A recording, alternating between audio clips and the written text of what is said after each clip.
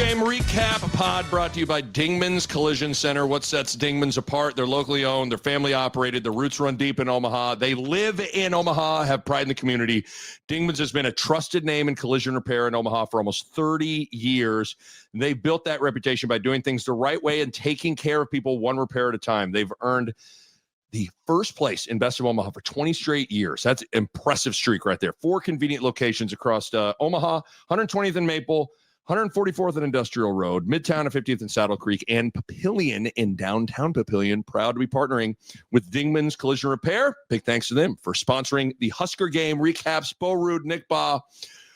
Nebraska wins. It ended 38-27. That's right, 38-27. I want to start with this, sir. We even kind of started getting into it. Game ends. I go, okay. I sit down. I start to kind of like try to piece the recap pod together. Doing it. I'm like, okay, I'm going to go to bed. I'm going to sleep on it some more. Wake up, drink some coffee, get on my deck, working on it some more. I think I've come to the conclusion that the only way to break this game down is to kind of go, I'm not going to go play by play. I'm not going to go necessarily every drive, but you kind of have to go through the game to understand and get a feel for the ebbs and flows and the ups and downs of the game. Yeah. Like, this doesn't feel like a game where I can go, okay, let's talk about the offense. What did you like? That doesn't give you a great feel for the true roller coaster that was the game, the moment, and the different things that happened with the offense. Same thing with the defense. Yeah. Do you know what I'm saying? Yeah, we were Jekyll and Hyde, right? This was our Jekyll and Hyde game where sometimes this was we'll play like a full-out game where the offense played good, the defense played bad, or something like that, or vice versa. We were atrocious at times at offense. And at times, but Nick, then you look at the scoreboard, we scored 38 points. 38 points. Have we ever scored an uglier 38 points in a win? I don't know. I agree. You're right.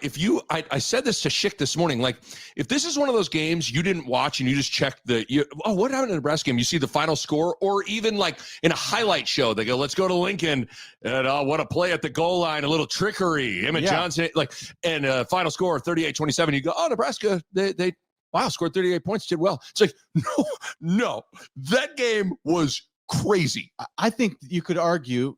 I wasn't in the stands. I asked my wife was there with our daughter. It was one of her first game of the season. Yes. But I just, I heard about the crowd it was a roller coaster for the crowd. But like, I think that there were people that felt like the Matt Rule era was was starting to go in the wrong direction at a moment in the game. And then we'll get to it. But okay, no. You're okay. This is why it's like you and I have just spent too much time together. Because here's how I want to start this. Okay. This sounds hyperbolic, but it goes to what you just said. 3rd and 10, 21-14, late third quarter. It truly felt like the season, and to a certain degree, the trajectory of the Matt Rule era was hanging in the balance. Yeah. I know that sounds like, oh, come on. No. Because keep in mind, too, at this point, it's 21-14. Nebraska has been literally pooping their pants, peeing their pants, vomiting on themselves for a quarter and a half. Maryland was up 20-0 on Washington at the time. Mm-hmm. UCLA was beating, there were so many different things going on than even in the periphery that made you go, oh my God, what is about to happen here? So the season hung in the balance, and it totally changes in 4 plays. Now, how do we get to that point? Welcome to the game recap. So I almost want to be like, that's how, certain TV shows start, put the gun down, no. Then it's just earlier that morning, and then you're like, okay, let's start back. That's how it is. Guys walking down the street, looks like sipping his coffee. It's a good day. How about that? We know where we're going. Put it down. Show me your hands.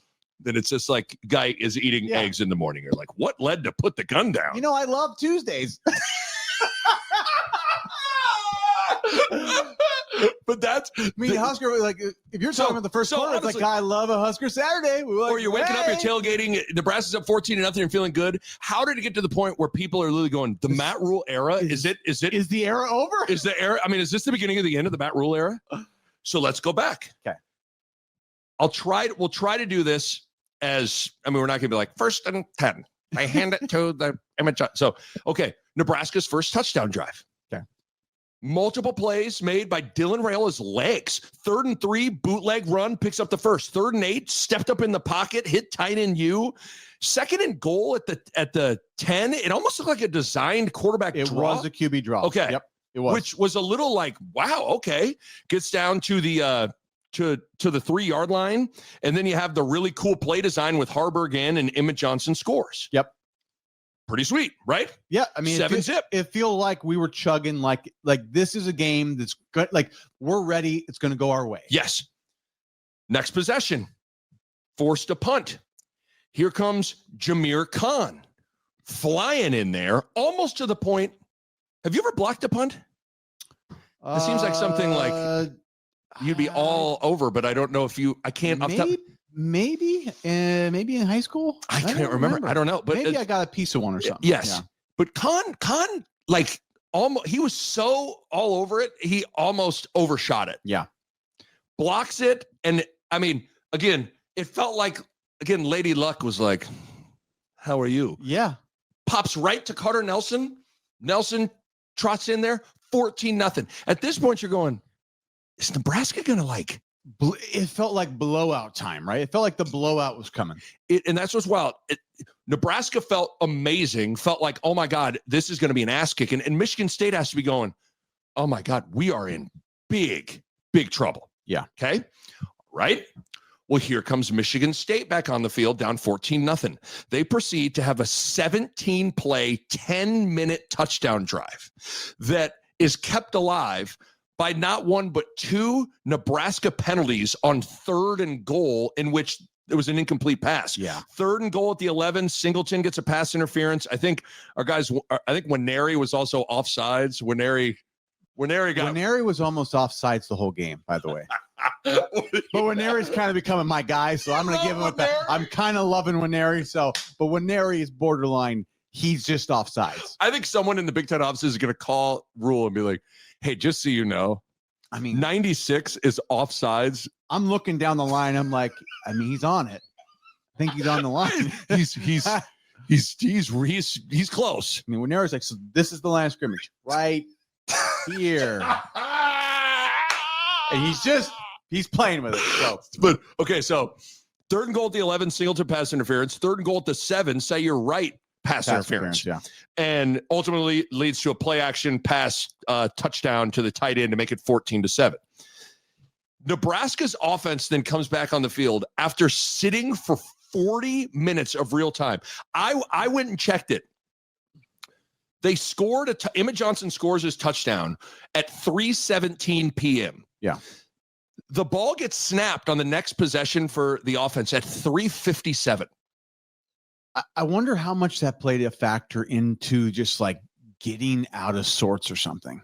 And this is where let's bring in Courtney, Bo's wife, and she'll be able to tell us this. But like, people on Twitter were saying that whole drive zapped the juice out of the building a little bit too. Like Memorial Stadium was feeling itself, going crazy, and then a 17-play drive for 10 minutes kind of just took the air out of Memorial Stadium. Yep. And truly stop and think about sitting on the sideline for 40 minutes. Yeah. You lose that little bit of heat. You lose that rhythm that you're in, and you sort of, it's like you get out of the flow of the game or whatever. But, and this began the lull of all offensive lulls for that side of the ball. I mean, good Lord. Okay. Told you I wasn't going to go tit for tat. So Nebraska punts, then Michigan State punts. Raiden, Barney, big punt return all the way down to the 26-yard line. Yeah.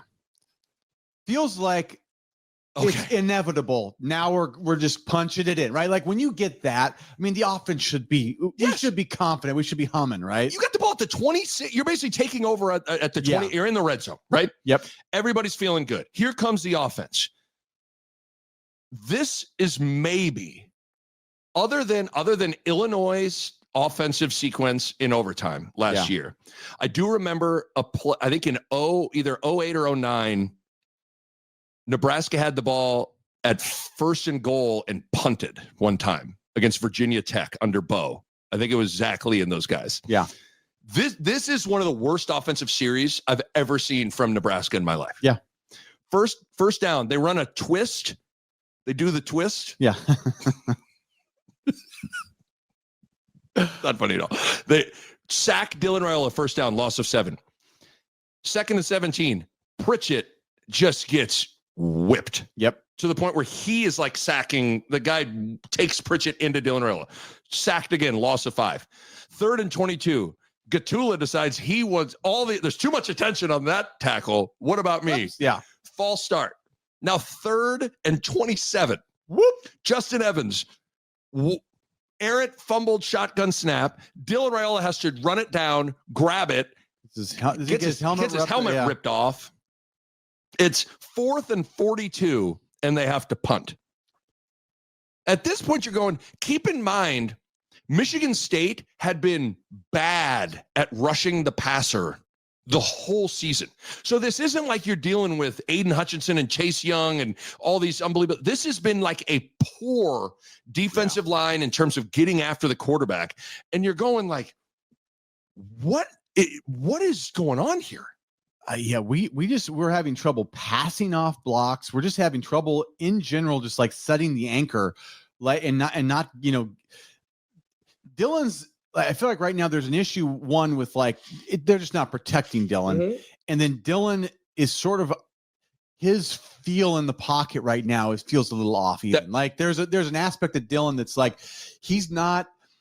Even the first couple games, he was stepping up where he needed to step up into and making the extra throw or getting it out quicker. There's a little bit of a. We'll get into some of the Dylan. Dylan's out of sorts a little bit. Do you want to save that for? Okay, let's say because I do want to get into that the whole Dylan pocket sacks, pass pro, all that stuff. But then to add the cherry on top to the worst offensive series ever is Archie has a 19-yard punt. Yeah. Here comes Michigan State back on the field. Aiden Childs overthrows his check down, Singleton, interception. So Nebraska gets the ball again. Should be ready to punch it in an aggressive offense, right? They get him at the 45-yard line of Michigan State. So amazing field position. Yeah. They do get 1 first down. They end up going for it on 4th and 4 at the 28 because of the wind. We should have prefaced everything. Like the wind was I don't know if you went outside at all yesterday. The wind was real. Yeah. The wind was crazy yesterday. But they go for it on 4th and 4 at the 28, and Dylan Raiola gets sacked. Yep. I'm writing down do we have a full-fledged code red for Nebraska's offensive line? I don't know. I mean, they've now sacked him 4 or 5 times, and we're in the second quarter. Yeah, insane. Next Michigan State possession, Singleton, another interception. I don't know. It was better pass rush. I thought in the game. Agreed. But Singleton gets another pick. Nebraska takes over again at the 44-yard line of Michigan State with just over a little over a minute left in the half. You go, okay, maybe they're going to maybe we'll get some points here or whatever. But Justin Evans gets an unsportsmanlike conduct penalty where he's in an argument. What was he thinking? He's in did you see the replay? With the ref essentially holding the two guys in the argument. And the guy kind of touches him, and then it's just what are you doing? How could you not know that was going to be a penalty? He's holding the two guys, Justin Evans and the guy, he's separating the two. And I'm pretty sure Evans doing something, knocked the official's hat off or something. Yeah, and you can tell the official literally like a disappointed father was reached for his flag. All right. Go to your room. It's I have to do this. I really was trying to come to you guys and tell you to cool it and be the cool official. Yeah. And now I got to throw the penalty, which it was going to be a 3rd and short because they had just thrown I think it was to Carter Nelson. It was going to be 3rd and 1. Yeah. Instead, now it's 3rd and 16, crushes any chances of scoring. That's the end of the half. Yeah. Second half. Nebraska gets the ball first. They do get 1 first down, but then they decide on a punt that they're going to do a fake punt. Direct snap, Heinrich Harburg. Sometimes, I don't know, I'm still like, we're 24 hours removed. I don't know what I think of that call. I don't think it's like the worst call in the world. I don't either. So I wasn't that down on it. I wasn't either. I don't want to be, usually it's easy to come on here and be like, hated it in the moment, hate it now, always hated it, www.hatedit.com for more information. But yeah, Harburg, the Michigan State guy makes a great play. Yeah, he made a play. I mean, it was basically one-on-one, and the guy ankled him. So Nebraska fake punt, Harburg runs, Michigan State guy makes a great play tackling him. Michigan State ball at the Nebraska 48. All of a sudden, Aiden Childs puts his running shoes on. 4th and 6, he picks up running. 3rd and 5, picks up running. And then on 4th and 4, from the 4th and goal from the 4, he just an amazing play. He burns McCullough. Yeah. And that's just like a hell of an individual effort. I mean, I'm sure you've been McCullough in that spot. I mean, this is a hard spot, right? I mean, sometimes you get dropped. Yeah, I feel like, though, some of the issue throughout the game, and it was related to this moment, was like, it wasn't always, he kept beating us on 4th down or something. But, like, I always felt like it was almost the 3rd down play before. We just didn't, we let the guys leak to where they're like, well, we can go for it from 4th now. Instead of being like 4th and long, it was 4th and short, because our 3rd down plays, we kept just sort of like giving them a little extra from where, instead of just tackling where we could have tackled or getting them down where we could have got them down, they always managed to get it to 4th and close, which then gave them the chance to go for it. And then, they're beating us in these crazy 4th down runs. But it was like almost our 3rd down was just a little soft and just a little not like assertive enough. Because they were really good on 4th down, and it was because they got it to 4th and like to where you can go for it, and it's like to even attainable. Take the shot. Yes. If it's 4th and a certain amount, they never even are going to think about it. So Childs scores. It's 14-14. Yeah. Here comes Dylan Raiola and the offense back onto the field. Very first play. The best pass protection Dylan had all day. Like, he had all day to throw in the pocket, and just throws it directly to the Michigan State linebacker dropping into coverage. Interception. Yeah. And at this point, everybody is going, this is when it's like, put the gun down. This is what, now we're beginning the sequences of like, everybody is getting ready to completely freak out. No doubt about it. Like that felt like, especially then they go on, right? Yeah, because, okay, so here's, you brought it up. Michigan State gets the ball at the 38. 3rd and 15. They run a little like draw to Frazier, their running back, off the right tackle. He gains 14 yards to get it to 4th and 1. That's what I was talking about. They kept doing that, and it was driving me crazy, because I'm like, if it's past 4th and 6, they're never going for it. No. So they get to 4th and 1. So they go for it. And on the 4th and 1, they run a little toss to Frazier, and Frazier mother effing trucks Singleton to the point where Singleton is hurt and has to leave the game Frazier won the battle in that one. I mean, like, Singleton came at him, like he came for it, but that was, where the two like Rams, like, they raise up. And we were in the wild jungle. That's why they do that in nature, because Frazier had mating rights. It was mating rights. Singleton went off the mountain, and Frazier was like, I'll take all the Ram ladies here. You will be mine. I had to headbutt him really hard, though, and it was on Mount Memorial Stadium mating rights. Frazier and Singleton. And Singleton had to leave the mountain. Singleton's off the mountain. For that moment, I mean, it was like, there is a part of, we're all like stupid creatures in our core. Like, it was just like, it was kind of sweet to see two dudes just like, oh yeah. I mean, that's what, like, as a DB, see, that's where, I mean, Singleton's going to be.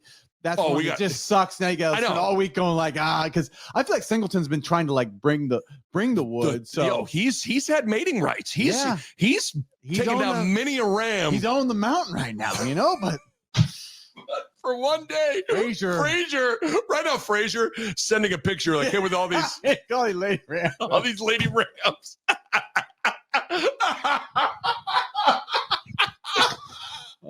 That's so stupid. They crushed each other. Singleton has to limp off the mountain. And then sets up one of the most bizarre plays I've ever seen in my life. Have you ever seen a quarterback sneak from the 4? No. In which the quarterback not only scores, doesn't get touched. It was like you and midgets. Remember you guys? Yeah, it was like your guys play. Like, just go. And then I was like thinking, like, did we just have like a weird set? But it was almost like the linebackers couldn't see like they didn't. I watched like because Javin Wright like ran off to this, like he didn't even see like what was going on. Well, I think that's why Schick had the joke this morning of that's why they call it a quarterback sneak. That's because the quarterback sneaked by everybody. I mean, in a weird way, it was brilliant because it was on second down. Second down, they're at the 4. They run a sneak and Childs isn't touched. They must have saw something. I don't know what that was. Did they see something like, hey, they're wide.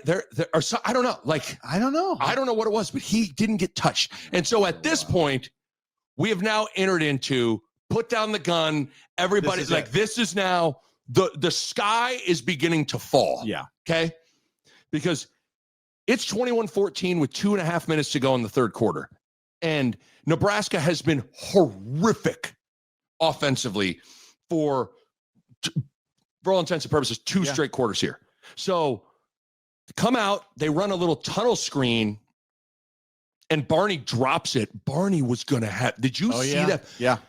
I actually think the play Hunter scores on, that the 60-yarder, that was the play they ran for Barney, and they came back to it because I urge everybody to go back and watch Barney. I saw it go, oof. Barney was good. Barney would still be running right now.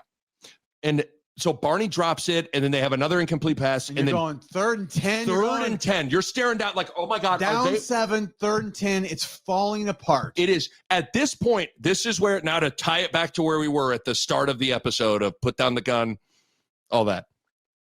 At this point, I'm going, the season feels like it's on life support right now. What really happens here to the Matt Rule era? You lose this game, you're now going on the road to Maryland, who at the time, again, was up 20-0 on Washington. And then you got to go to Minneapolis, where you haven't won there in forever. Yeah. And you're going, oh my God, are they staring down the barrel of losing like 4 straight games here? And your thoughts are going crazy. And then the biggest play of the game happens. Yeah. 3rd and 10. Dylan Raiola. I don't know if it was like an out and up or a wheel. I don't know what. He wheeled and then did like an out, and it was a great route. Route. And Dylan steps up into the pocket, fires it to him. Barney catches it, 45-yard gain. And you could just feel it. I'd be so curious for people that were in the stadium, because I felt it on my couch, even from the thoughts of the Matt Rule era being on life support and the season being on life support. I was like, back in business, baby. Truly, it was that was the biggest swing emotionally of the day, where you're like, you really did feel like, okay, it's not done yet. Yes. And it's amazing how fast it shifted. But that, we're going to look back on that play. It's like the Hartzog interception, and I'd argue those are the 2 plays of the season. Couldn't agree more. If Nebraska goes on to win 9 games or to 8 games, whatever, I think this singular play is the turning point. Yeah. If this play isn't made, there's a world where they throw an incomplete pass on 3rd and 10 and Nebraska gets like run out of the stadium. Yeah.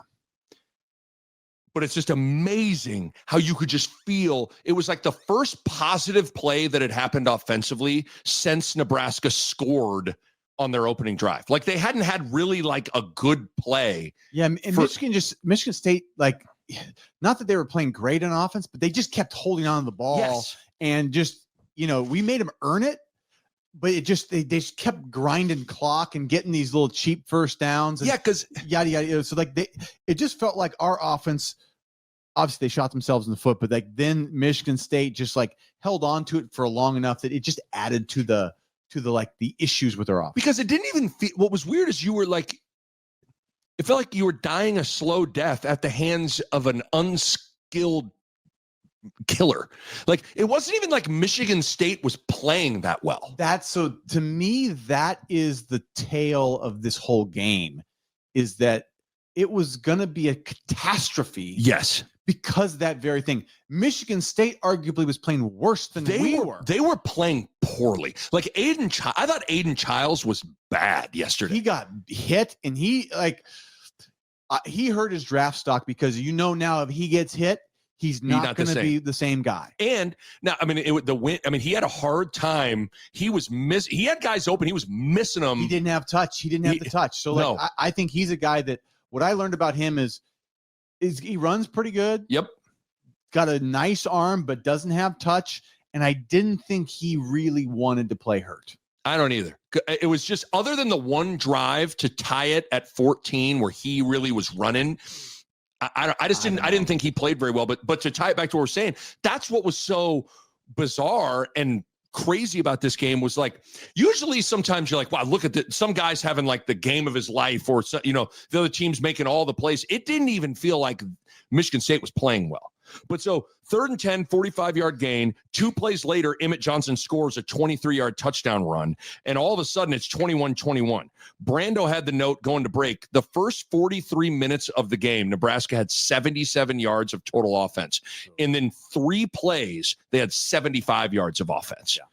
So then to add to it, ensuing kickoff, dead into the wind, hangs up. Michigan State muffs the catch. And then Nebraska recovers at the 28. And all of a sudden, in a span, you go from put down the gun to like hugging, feeling like, oh my God, Nebraska's now. Because then they take over the 28. They allow the clock to wind down to flip the field for the fourth quarter to where they're now going to have the win for the fourth quarter. I will say they get the ball to 1st and goal at the 8, and they threw the ball 3 times. I didn't love that sequence of plays, but they had 3 points in the bag, make a 27-yard field goal, 24-21. Yeah. I mean, just taking the lead. I mean, we couldn't get it in again, but we took the lead. Like we took the points, we took the lead, and it felt like we had all the momentum at that point, and it truly felt like we were going to win at that point in my mind. Yes. But isn't it? It's crazy to go from 3rd and 10 at the 25, down 21-14 with 2 minutes left in the third quarter, to literally 4 plays later, 45-yarder, run to Emmett, touchdown run to Emmett, kickoff, muff, recover. 4 plays. Nebraska goes from on life support to where they're like, clear, clear, to guy stands up off the bed. It's like, oh, it was a little hot down there. He's Rodney Dangerfield, and he walks out of the hospital. Like, you go from almost flatlined to fine. Bizarre. That's what we're going to have to talk about, because I'm still trying to understand. So a couple of real quick, we'll bang through the rest of the sequence here. Nebraska stops Michigan State. They kick it to Barney. Barney returns it for a touchdown, but it gets called back. Carter Nelson definitely. It was a block in the back. He blocked him in the back. But good to see Barney being like the guy we think he can. You know what I'm saying? Like this game, he showed us return. Like he's a guy. Like I still think I'm watching our return unit, and he has room every time right now. Whatever Eckler is doing to give. For the better part of a decade, it feels like no one ever had. It felt like every punt, they were catching it with a crowd. We're just getting like bodies on bodies blocking out the gates. Like we're doing a really good job of it. And it's not a coincidence how much room we got. Like they're being coached up well. Eckler's doing a great job. I'd say special teams right now is coming towards the strength of our team. Yeah, which is crazy.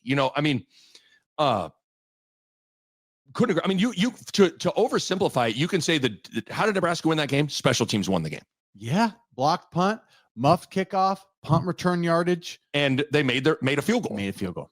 Like you can just to strip everything, all the issues with the defense, which really I thought the defense actually played relatively well, and then all the issues with the offense. What saved the game was special teams.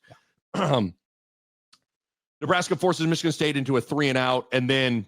Just because it was such a cool play. I love any shot to the sideline that has Holgerson pumped. Why does him pumped gets me more pumped than anybody else on the team? Holgerson's just a unique bird, and I think we like him. I like him a lot. So 1st and 10, 6:54 left. They come back to the tunnel screen. Hunter catches it, houses it. Justin Evans.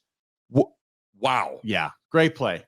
I mean, snaps it, is able to pull and get to the perimeter, and he won mating rights. Oh, I say, yeah.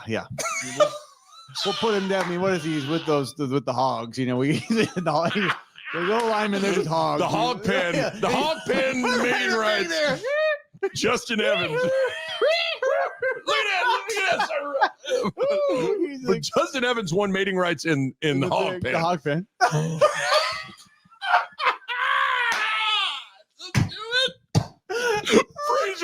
Frazier has so many rams.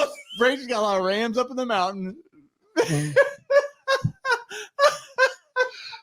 got so many rams. What happens is in that hog pen just going just squealing and loving life, because that was an amazing play. It's muddy in that pen. It's so muddy in Evans' hog pen. Well, he earned it. He earned it. I mean, he got out there and laid that guy out. Oh, man. And then Hunter lost his shoe, by the way. I didn't see that in real time. And he goes 60 to the house. And at this point, it's 31-21 with a little under 7 minutes to go. And you're just like, I am like. It was like euphoric. I mean, and I'm like drunk and dizzy off of confusion of like, what? This thing seemed completely done, and now Nebraska's up by 2 scores. I was feeding Van a bottle, watching that so I'm sitting there like I'm in silence, right? Yes.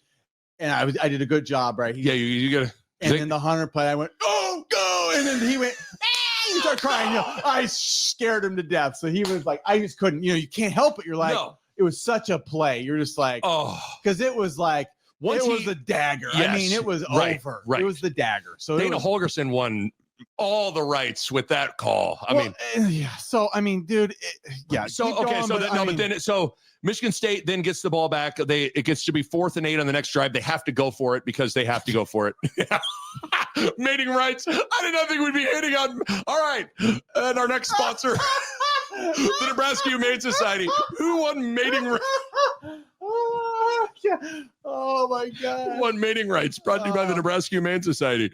Get your cat or dog spayed or neutered. I'm sorry. Oh my God! But I still think Frazier's Singleton had to limp off the mountain. Okay. Cam Lenhart gets a blindside sack to kind of seal it out, and then sets up a short field, and Emmett punches it in to make it 38-21. Now, they ended up scoring, and then the other thing with special teams, the onside kick attempt. Secure the game. Game, completely done. So, ball game. Nebraska wins 38-27. Now that we've done it, did it not feel like we had to? I sat there, I'm like, I don't know if we can go play for play, but we kind of had to go through the journey. I love almost the the Netflix series, like the first shot is showing you the crisis moment, and you build up to the crisis moment because it's funner to talk about why that's such a big moment, because it is a big seasonal moment almost. Yes. It's a big Matt Rule tenure moment. And it was but there was context. You got to get through this is easy to the wheels are falling off completely. Back to, hey, we're right on track for 8 or 9 wins, boys. That's right. The sun came up this morning, and Nebraska's 4-1, and everything's still in front of them. And everybody on their schedule is kind of scary, kind of not. But Nick, what are we? So that's the big question: who the hell is Nebraska? I know Chattel in his column had said that they're all of that. They are all they are who they were in the first quarter. They're who they were in the fourth quarter. They are who they were in the second and third quarter, where they had at one point, I thought I heard Sean Callahan say this. They ran 20. There was a stretch where Nebraska ran 25 plays for 19 yards. If you were one of the themes I think we talked about the first, 4 games was more like Nebraska didn't seem to be making they were playing cleaner. It just felt like it was more under control. Dylan was, he was taking what they gave us. Yeah. Couldn't agree more with this. It was only a little bit of the D line. We're kind of worried about the front 7. And we just didn't see any of this. No. And all of a sudden it was penalties and errors and sloppy and not blocking anybody. And I'll even say I felt like Holgerson got way off of his norm, where I felt like I don't know what he was doing there. For like, it felt like we were throwing it all the time, and it was a super windy day. Like, wouldn't have just running the ball been just like, get us back on track? And I felt like to get us back on track, he kept trying to throw these like weird plays. Every time Dylan was throwing underhand, I was like, what are we doing? Like, the underhand stuff was like, stop it, man. I know. Like cut that shit out. Like stop that. That's schoolyard. I mean, even the principal Skinner comes out at recess and it's like, cut that out. Cut out, Dylan. I mean, but you're right. If there ever was a day to just run the ball, that was the day to run the ball. And Nebraska couldn't run the ball. They couldn't block. They couldn't protect. So I don't, but you're right. To your point on the one thing that has felt different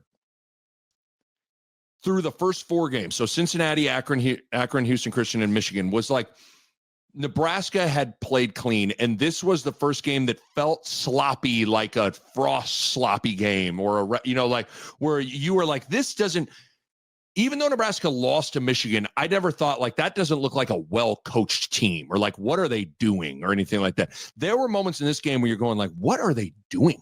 Yeah. We were lucky in the sense of Michigan State played horrible, worse than we did. We came out, like I said, we came out strong. That helped us, like immensely that, we were allowed 2 quarters of terrible football essentially. Yep. And we could recover. We had time, but I'll give us credit, right? There was regression in that. Yep. But there's a moment of progression, right? And the progress is we didn't give up. No. We just kept playing. You can't tell me. I still don't understand how we have 38 points on the board. That was our team and our offense. And this is what I like about Holgorsen. I still feel like this guy finds a way to score points. Mm-hmm. I thought it was his worst play calling game as our OC, yeah. And he got us 38 points. I mean, 31 really, right? Yeah. But still 31. It's like and so we got a lot to work with. The O-line, they're going to have to find something because you're not going to win the Big Ten if you can never protect. Because Dylan can't move. We know this now. Like Dylan, he can't move at all. So like we have to do a better job of protecting him. Dylan has to do a better job of moving up in the pocket and getting rid of the ball quicker. That's just going to be something Dylan's going to have to do.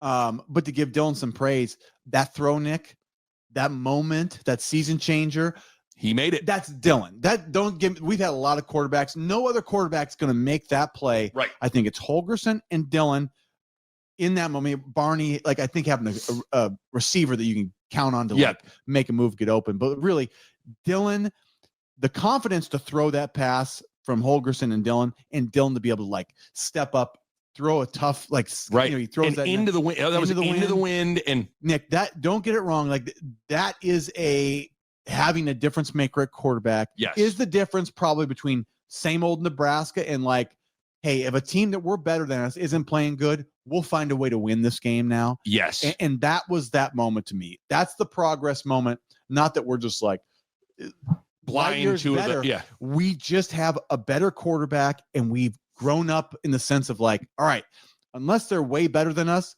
we still are going to fight and have a chance to win. Totally. You use the phrase find a way to win. And that's the thing. There were so many games in years past where Nebraska found a way to lose or they would fall apart. And it's now 2 games that it feels like in previous years, Nebraska wouldn't have come out on top. Cincy and this, Cincy's balling right now. And so Cincinnati's playing fantastic. Yeah. But in years past, Hartzog doesn't make that play. Cincinnati probably beats Nebraska on the final drive of the game. In years past, when when everything is falling apart, Nebraska probably falls apart with it. Rule even made mention to how that game felt a lot like UCLA from last year. Yeah. And what's even eerily reminiscent about it was Dylan's interception he threw in the 3rd quarter of the UCLA game was almost like a carbon copy of his interception in the Michigan State. Dig. I think the same thing. It was a dig that got the backer dropped into it and he never saw it. But yes, so as we try to look on the bright side of this thing, Nebraska, they didn't melt, they didn't fold, they didn't get deer in headlights. They kept on playing, they kept on fighting, and they found a way to make a play that swung the game and go on to win. it's hard to not be emotional during these games and for these players, and the momentum's real, especially in college football. It's so real. But the reality is, really, the better they can get at just being like, don't worry about it and just keep playing.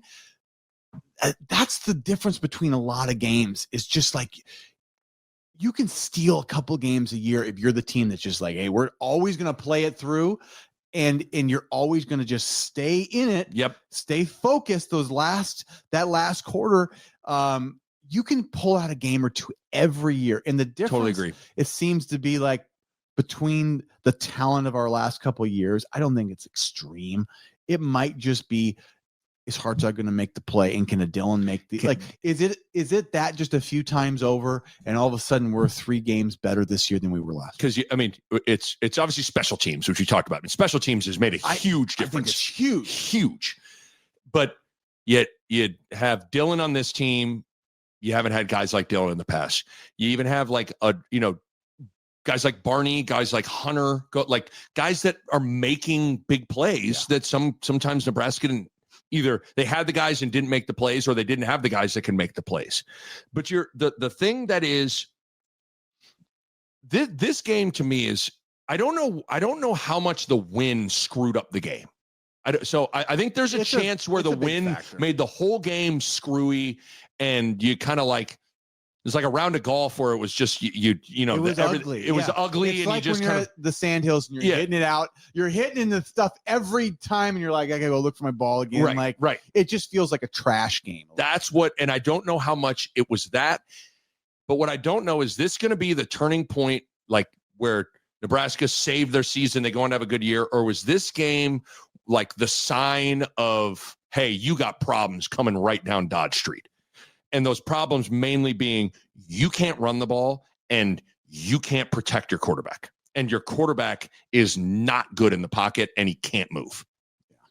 Because what's weird is, I actually thought the defense, like the D-line, actually kind of wrecked shop for a lot of that game. I think McCullough and Winery. Right. Javin Wright had his best game he's ever had. His best right by a mile. He Yes. was like, he had a couple of plays, and he kept making the play he needed to make, which was like, I think Javin had his best game. Singleton, I mean, I know he lost mating rights on Mount Memorial, but he got interception rights, so it's a whole nother right.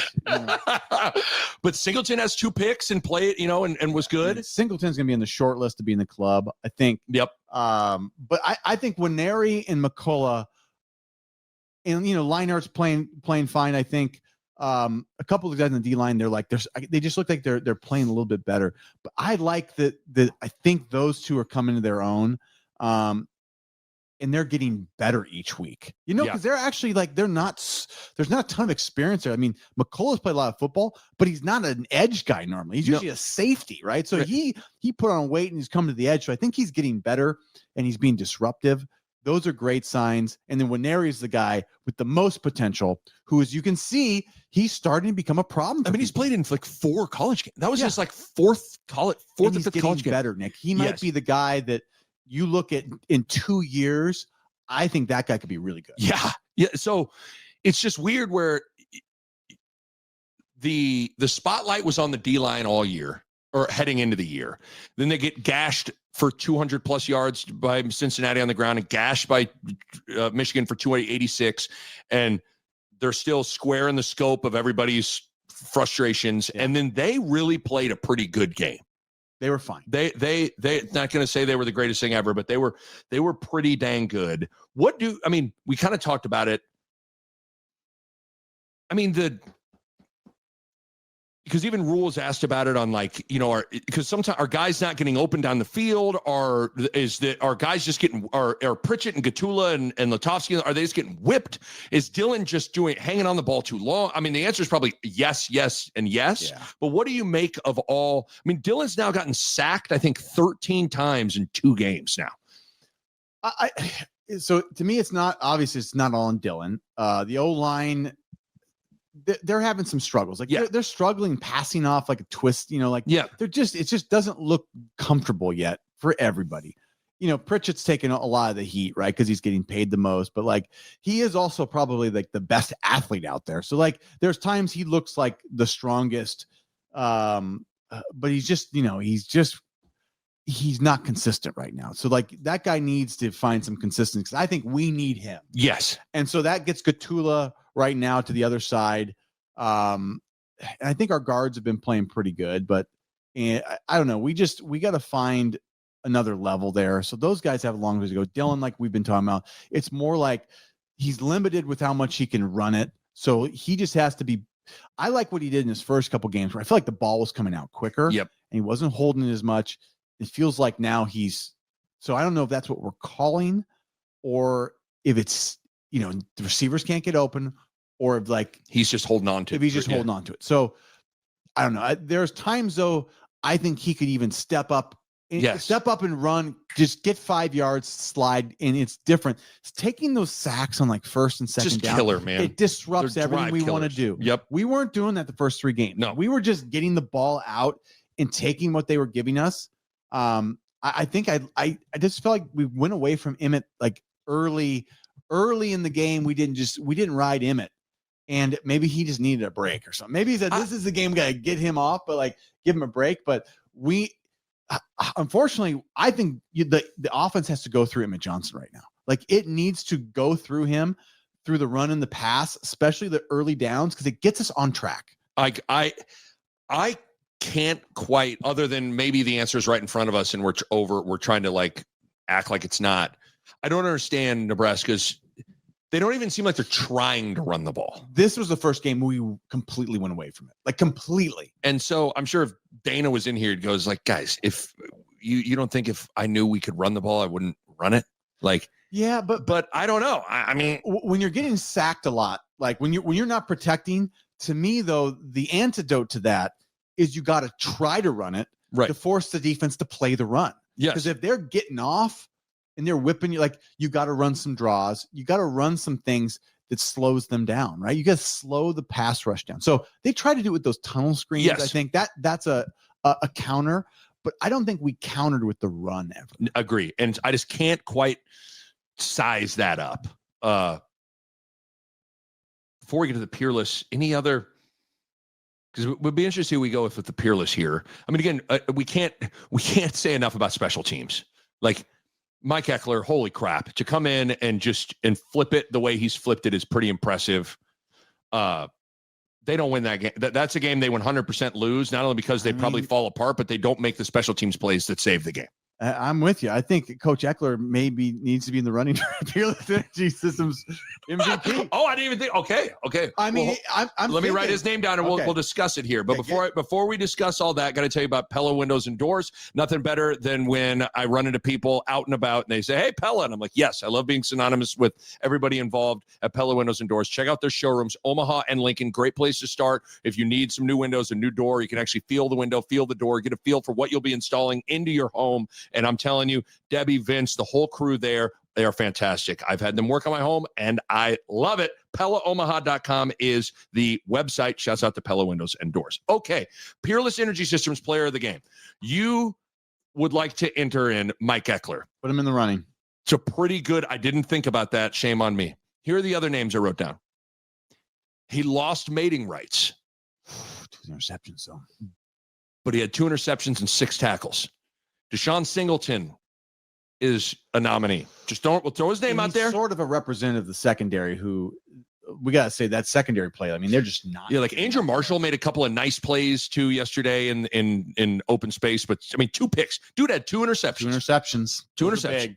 The problem about those interceptions, which is not his fault, is like we didn't convert on them. I know. Almost. So like it's a no-brainer if like he scores on them, and the hard part is like he did the job and we didn't finish it for him. Agree. The other guy I wrote down, we talked about him. I think it's the best game he's ever played at Nebraska, Javin Wright. 10 tackles, 3.5 TFLs, and a half a sack. Yeah, he has a cool sack where he jumped. That was tight. That was the first series of the game. Frazier leaps over him and then sacks Childs. Frazier was like, I need to earn my. Frazier saw there was a bunch of women, female Rams. They're like, he's like, I'm going to challenge Singleton on top of him. I don't like him. I'm going to challenge Singleton, lady. You'll see, ladies. Just hold on. Wait till a 4th and 1, and then I'll earn mating rights. Challenge somebody on the mountain. He was embarrassed. That's why he brought Javin Wright embarrassed him. Yeah. Okay. Next guy I wrote down was Barney. 2 catches, 47 yards, the biggest catch of the game for 45 yards. And he had 81 punt return yards. He has a touchdown called back. But, I mean, and again, what's hard, it's like the Singleton thing. All of his amazing returns led to a whopping 0 on the scoreboard. I know. So that's where, like, if he house calls the one, he's no doubt the guy, because he also had the catch in the big play. So that's hard. Take him into consideration. Don't have to answer. And then I have two more. And one's kind of just but I did write down Isaiah Hunter, 4 catches, 93 yards, had the nail in the coffin on the tunnel screen. I don't say he's gonna be in consideration for being in the club. Yeah, because Dane Key was quiet, very quiet. Couldn't give him the ball, but I think Hunter and Barney are both gonna be up for the club. So we'll see where they're at. But I don't know. I don't know if he did. I don't know if he did enough. I don't know if he did enough. And then Emmett Johnson, he had 3 touchdowns, 13 carries, 83 yards, and 3 touchdowns. I mean, it's like, I don't know. Okay, so those were the guys. Am I missing anybody? I didn't write down Dylan. I don't think this was Dylan's day. I don't think it was Dylan's day. I don't think anybody on the D line. I mean, there's McCullough and Winery. I don't think anybody was the MVP. It'd be Singleton on defense. It would probably be Barney on offense. Or it was his birthday, by the way. Coach Eck? It was Coach Eck's birthday. Nick. Do we need to give it to Mike Eckler? Give it to Coach Eck, because he's given it to us all season. And this was like, this we can say, without a doubt, a blocked punt.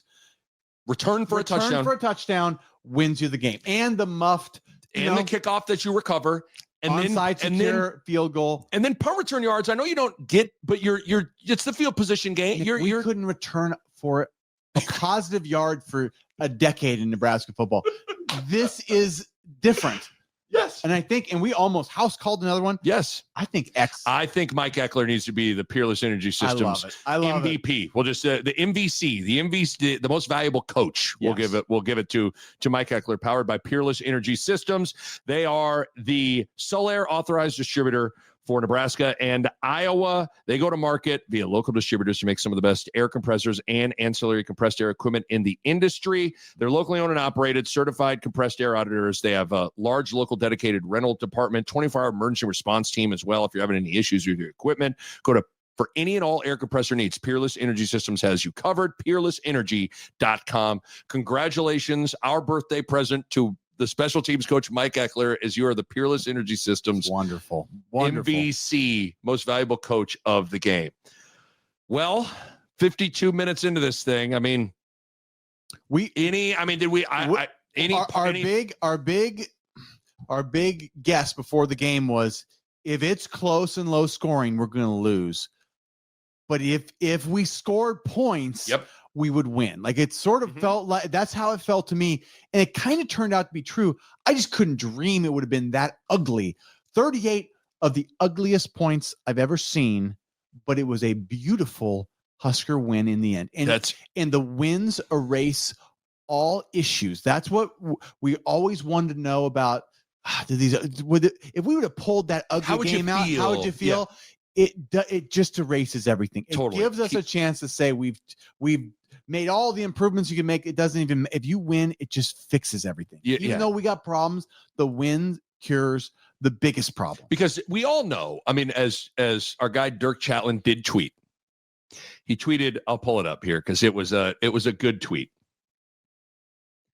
Because you're right. I mean, ultimately, everybody needs, especially when you let the emotions from experiencing the game kind of like subside, and you kind of can take the game for what it is. Dirk did tweet, and he's right. He goes, Michigan State's offense very likely isn't good enough to win this game. But if the standard is quality football, then Nebraska still has a long ways to go. And that's probably true. Yeah. But at the same time, like you said, so many Sundays in the fall have Nebraska fans have woke up and they've dealt with an L with a pretty shaky performance. Yeah. Today's not one of those days. They found a way to win that game. They keep the season alive. And because that was not the prettiest football game I've ever seen in my life. It still comes down to, like, I feel like we were a better team than them. And that's where, though, like, in the past, even if I felt that way, you almost couldn't say it if you lose. But now that you win, you say, yeah, it was ugly, but like we were the better team in an ugly game. We should win. Like if they're playing ugly and we're playing ugly, we win. Mm-hmm. That's sort of what happened.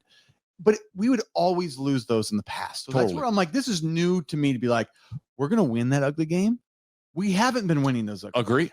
So I don't know, man. It's like, it's hard. It's hard to sit down with a straight face and say, oh, I see what just happened there. It's like, I don't really know what just happened there, but we won the game. I was really trying to think, and it's hard because you're to not be prisoner of the moment, because I tweeted afterwards of just some to the effect of all the roller coaster Nebraska games we've seen over the last decade. That one's up there. Like that one, everybody file save that one for their memory banks from the standpoint of like Michigan State at one point thought they were flatlined and going to get rolled. Nebraska at one point felt flatlined, thought they were going to get rolled. There was moments where you're questioning the whole Matt Rule era, and yet Nebraska finds a way to win by 2 scores. So I just did not. That game, that game's emotional up and down. That's as wild as it gets. It's a good sign though for us. Because of our history, we need to become the team that can win the roller coaster game. Mm-hmm. I think that specifically to us, if there's a positive takeaway is, well, good. Like we need to become the team that can win the roller coaster game, right? Yep. Because we haven't won the roller coaster game before.